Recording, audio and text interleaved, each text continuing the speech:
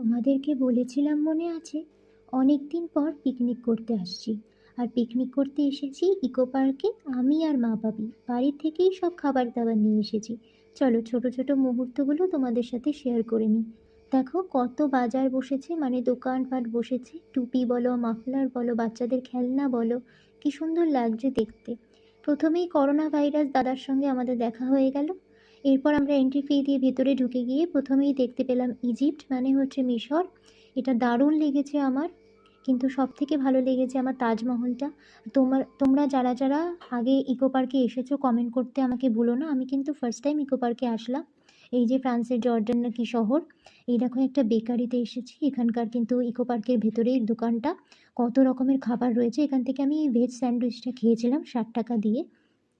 এই তাজমহলটা আমার অসম্ভব সুন্দর লেগেছে। সব কিছুর মধ্যে কিন্তু তাজমহলটা আমার দৃষ্টি কেড়েছে। দারুণ সুন্দর লেগেছে কিন্তু।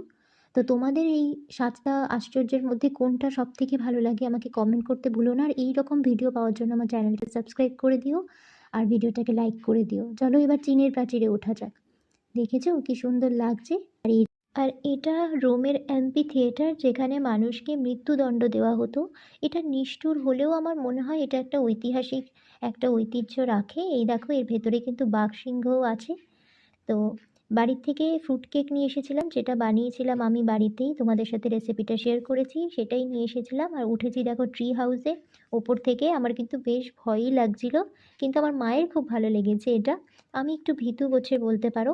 এবার আমরা লাঞ্চ করে নেব। এখন 2টো মতো বাজে। লাঞ্চ করেছি, মা নিয়ে এসেছে লুচি আর আলুর দম।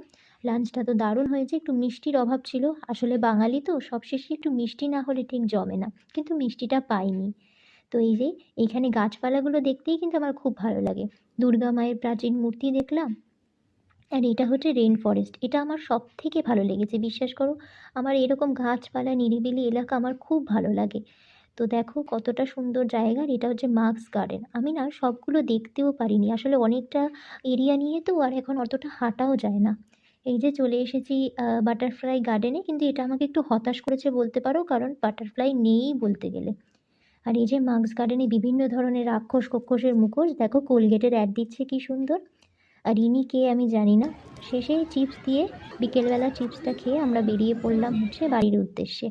তো ভিডিওটা ভালো লাগলে চ্যানেলটা সাবস্ক্রাইব করে দিও। টাটা।